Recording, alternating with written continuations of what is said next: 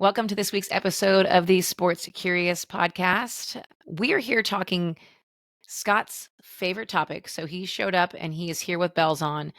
Welcome, Scott, my co host, my co founder of last night's game. Welcome to the podcast. Honor and pleasure to join you here today to discuss football season being close. This is, I was going to say, forget Christmas. This is Scott's favorite time of the year. The lead up to it. It's like the 21 days of Christmas, the Advent calendar. I should get you like a little football calendar. Footballs. It's very exciting. Yeah, we're less than a month out from football season. Mm-hmm. And part of football season is fantasy football.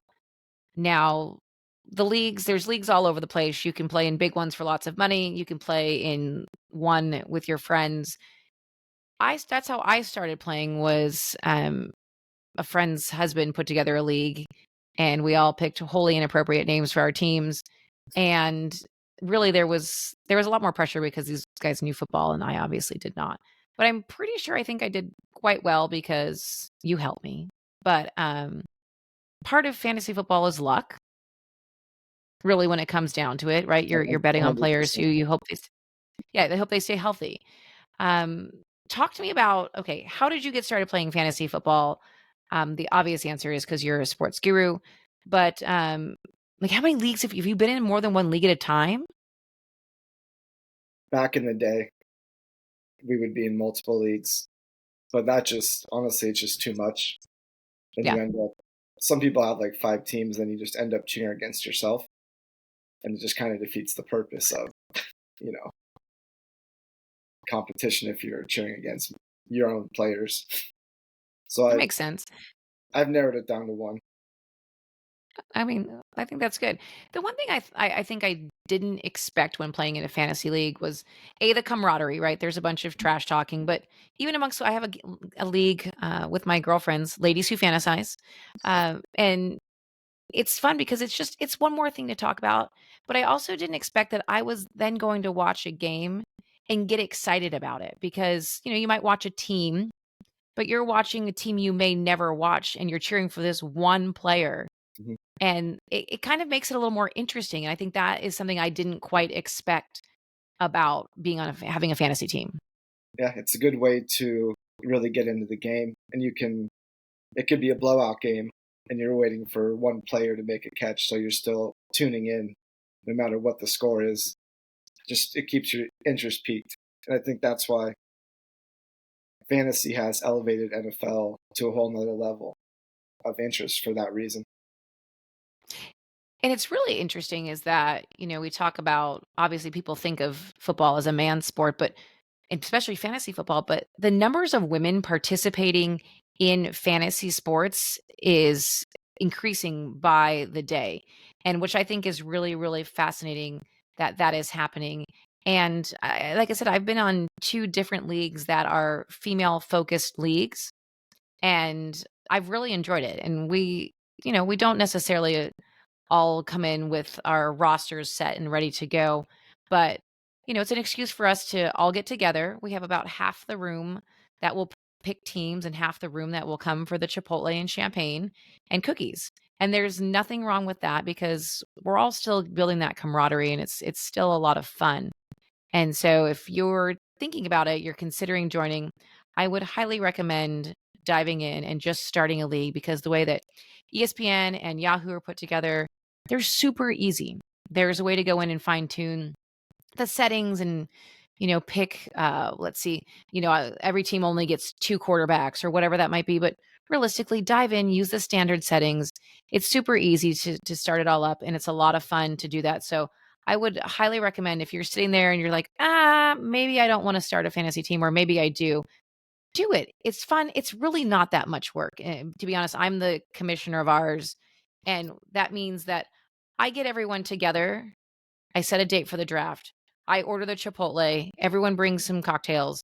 We hang out. And by the second or third round, some people have to go. And so they put theirs on auto draft. And some people can't be there. Yeah. Yeah. It's so much fun. It's so easy to do. Yeah, fantasy football's come a long way from when I first started, like 15 years ago. Well, technology. my So father-in-law it's super simple. It may seem intimidating at first, but it's just become so easy.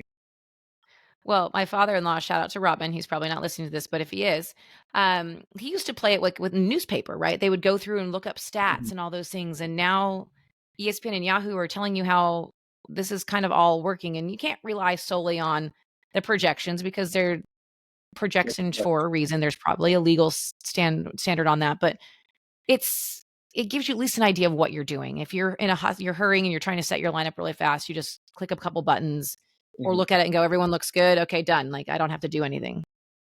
Yeah, I mean, you can do all the research and analyzation you want, and quite frankly, it doesn't matter what's going to happen. So you can always just go with the projections, make it easy. I remember one year I had first pick in our draft, and you were like, you need to pick Christian McCaffrey. I was like, okay, done. I got the first pick. I'm set. About 3 games in, McCaffrey gets hurt and is out for like 4, 5, 6 games, but comes back and in phenomenal fashion kills it. I, as you know, forget to set my roster most of the time. So Scott texts me on Thursday and say, "Can you get your life together and set your roster?"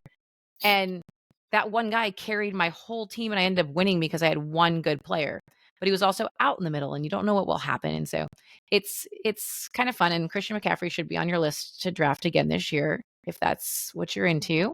If you get the number Um, one pick again, yes. He's also won. yes, He's won me a league as well. So as long as he's semi healthy, yes, and newly engaged Christian McCaffrey to Olivia Palmero. Did I get her last name right? I think the model. Anyways, they're just a I'm stunningly blanking on the last good-looking name. couple as well. Yes, they're a beautiful couple. Yes, yeah, they're definitely good-looking couple. So if anything, cheer for that.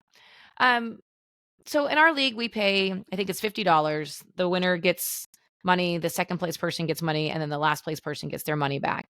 But and we don't have any penalties or anything like that, but it's not all roses for some of these leagues and people who play fantasy football. Can you talk a little about some of the penalties that some of these groups implement for losing a league? I think most of the excitement of playing fantasy football for some of these leagues is the penalty for coming in last. It doesn't really matter who wins. It's just torturing the person who has the worst season, and it can be so inconsequential coming in last. You're just depending on injuries, and like we've seen some of these penalties. What was it? 24 hours in a Waffle House. Yeah, and he got to take off in like 2 hours for every waffle he ate or an hour for every waffle he ate or something like that. He ended up eating 14 waffles. And That's that's potentially just life changing diabetes. I feel like coming in last place. the amount of like, what else am I supposed to do? I saw one actually somewhere on Instagram the other day was a guy had to go to dinner with a life-size stuffed animal, I and like that was the a penalty. Like nice, he it went was a to nice dinner and restaurant, right? yeah, it was a giant teddy bear and it was just the two of them. I mean, we're not passing any judgment, but that's It's pretty pretty good. much. I also feel like I've seen some waxing of nether regions. Mhm. I do know one group here that does. If you lose, you have to pay the bar bill for next year's draft. Which that in itself is It's that's awful. significant. Yeah, It's a commitment. Yep. I take my $50 any day. and I think we've seen wearing dresses out to dinner or sporting events or concerts, so that you can get really creative if you really want to torture that last place person and just hope We're it's not not that you. mean. Yeah, we're not that mean. So, That's good. um, so since we don't want to come in last place, obviously, unless you're in my league, then you get your money back. What are some sort of high level strategies? There is a bazillion strategies that you can have Mhm. to picking a team, including using auto draft and just letting the platform pick the best available player for you. That is a total opportunity. It's kind of like when I do March Madness and do the autofill the bracket. I've actually done better than I've ever done before with actually researching it. But some high level strategies to consider if you're picking a team. And I will say, I know you enjoy auto pick at some point, but it is certainly frowned upon in some Yeah, leagues. in But some leagues. in Our your league league, is very it's flexible. It perfectly doesn't fine. matter. Yeah, and in the league I play in, it's an auction draft, so you can't even auto pick. You're set up with a certain amount, like a salary cap, like $250 in each player. You have to auction and fill your roster that way. So it's not Oh my even gosh. possible. This sounds like way too much work. It's a lot of work. It's very stressful. Yeah, that sounds like way too much work. So for people who are not doing that, Yes. what are some theories of picking a team? Quarterback first? Are you picking a running back first? What does that look like? I mean, there's so many different strategies you can employ that everyone thinks their strategies are the best. Nowadays, with the way the rules are set up and scoring, I would start with either a running back because there's so many, only a few top level guys that are really going to make a difference, or a wide receiver based on how rules Okay. are set up with points per reception, which I know we've talked about before, which is PPR. Right. And that's basically the scoring strategy that your platform uses, that your commissioner has set, that basically rewards all I guess kinds of points play. per Uh, reception, yeah. So you're not exactly. So on touchdowns. which makes sense.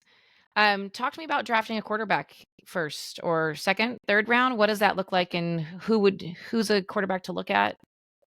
I mean, unless you can get Patrick Mahomes early, other than that, I would kind of just wait. There's so many quarterbacks these days with the way the NFL's changed the rules with passing that they're just going to put up, incredible stats that can win you your league. So I would wait. Because Multiple, there's multiple rounds. the discrepancy between a number 2 on the best available list and a number 5 or 10 is not much. No, no. And if you're in an eight team league, there's probably 15 to 20 quarterbacks that can win you your league. So Patrick Mahomes is obviously, as you've seen on the Netflix series and just with the Super Bowls, he's just a whole nother level. So that would really be the only Got one I would reach for. got it. Okay, so leave us with a player or two that we maybe haven't heard of that could be a sleeper, a player or two to avoid that maybe we have heard of. Any little, just like little nuggets of wisdom, and give us 2 or 3 minutes of nuggets of wisdom. I mean, yeah, we spoke about Christian McCaffrey already. So if he's there, pick him. The 49ers offense is set up to be one of the best, maybe of all time this year, depending on their quarterback. I think we've seen Justin Jefferson, who his quarterback was featured in a Netflix documentary. His skill level is just, it's elite to say the least. Mhm. And wide receivers are less likely to get hurt than a running back. So I would absolutely take him. Okay. I saw some of those catches that Kirk Cousins threw to him on the Exactly. show. So, I mean, it just depends on what draft pick you have as well. Sure. So, who's someone that maybe we've heard of that you're like, "Ooh," like I've seen something about Kyler Murray, who's the quarterback for the Cardinals. He is injured, so I don't think he tore his ACL towards the end of the year last year. Okay. So don't get tricked into that. Nope. Make sure you check injuries before. And that's another point I wanted to get in there. I would wait to do your draft until after the preseason's over. You don't want Okay. you don't want to draft a running back or a wide receiver and have an unfortunate ACL or Achilles injury or something and be out for the season. Well, my draft is the 30th of August, so might just be host, and I think it you might be is what it is. okay. We'll figure it out. Clearly, as we've determined on this, our league is a little bit more flexible, a little bit more low key. Which, if you want pointers on how to do that, email me. I will help you. Also, And one thing on we the put draft, together, maybe, yeah, auto draft. Hey, you know what? We're not here to judge. we're not judging. Life happens. Yes. Football is not life. Life happens. One thing we put together this year is we're going to do a video series on Instagram and on TikTok around fantasy football. We'll also Mhm. put together a fantasy football guide on our website at lastnightsgame.com. So if you're interested, if this is new to you, this is a great spot to start. If it's not new to you, you might learn something new. You never know. So make sure you check those out. And we've utilized Scott's brilliant brain, and we have a fantastic intern, Jacob. Thanks, Jacob, for your brain on making this all happen. So thanks, Scott, for joining me to talk through fantasy football. If you have questions and you don't answer them, shoot us a DM on whatever platform you're on social media, and we will do our best to make sure we answer those. Good luck with your picks. May everyone Thank stay you. healthy.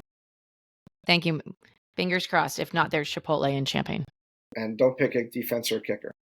Don't pick a defense or a kicker. Also in the guide and in the videos. Yes. Thanks, Scott. Thank you.